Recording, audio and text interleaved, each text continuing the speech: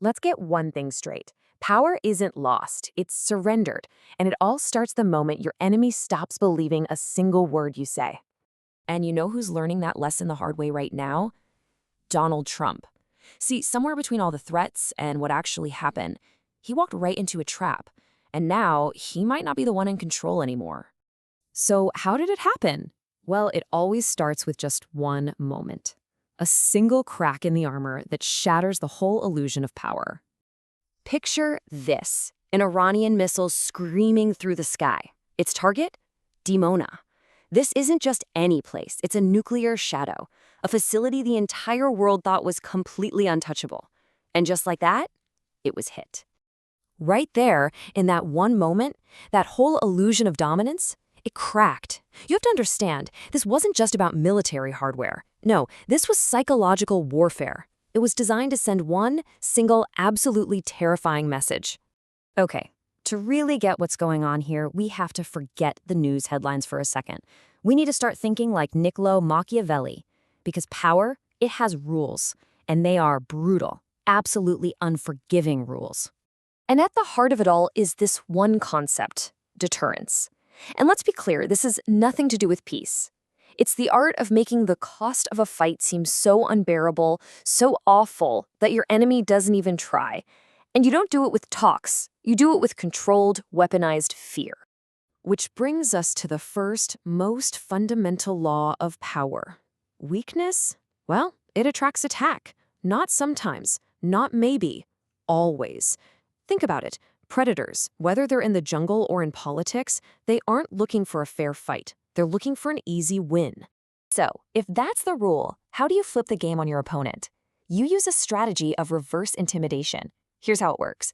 1, you become dangerous in how they perceive you. 2, you take calculated, very visible actions.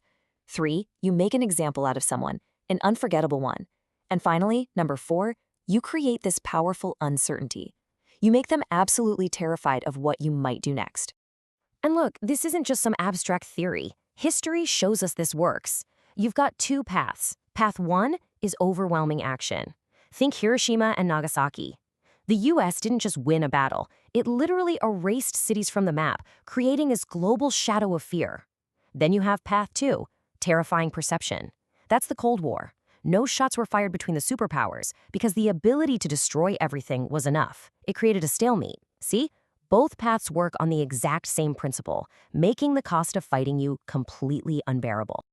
Okay, so with that framework in mind, let's apply this cold, hard logic to what's happening between Donald Trump and Iran right now. Because when you look at it this way, a really dangerous pattern starts to emerge. Just look at this massive contradiction. On the one hand, you have Donald Trump's words, which are as absolute as it gets. You have 48 hours or we obliterate your energy infrastructure. But then, what about his actions? He removed sanctions, letting a whopping $14 billion flow right into Iran. So, what kind of message does that actually send? Well, it creates a huge perception gap. The official story from Donald Trump is the war is already won. But Iran's response? It's not just disbelief, it's pure mockery. The leader of their parliament actually posts, "Sorry, we're sold out." I mean, that's not the response of someone who's afraid. That is public humiliation, plain and simple. And this is the thing. Iran isn't just reacting anymore. It feels like they're controlling the rhythm of this whole conflict. They strike a huge psychological target like Dimona. They're hitting Qatar and making threats against Saudi Arabia. They're basically controlling and making money off of the Strait of Hormuz. Oh, and they've also managed to shoot down 15 American MQ-9 Reaper drones. This is what you call escalation dominance. And with this new control, we're seeing 3 incredibly dangerous shifts in the balance of power. So the first big shift? Fear is actually changing direction. I mean, think about it. At the beginning of all this, Iran was supposed to be the one afraid of the United States. But now? Now, America's own allies, places like Qatar and Saudi Arabia, they're the ones living in fear of what Iran will do next. They're worried about their energy, their water, their very survival. Okay, the second shift, control over resources. Iran has basically weaponized the Strait of Hormuz. They've turned this whole conflict into a way to make money, all while the global markets are shaking. They are literally profiting from all this chaos. And then there's the third shift.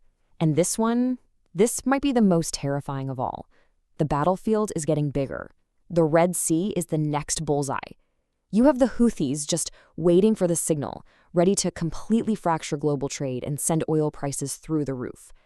This isn't just some regional conflict anymore. So where does all this lead? It leads to an unwinnable game. It's a trap, and the walls are closing in. Just look at the options on the table.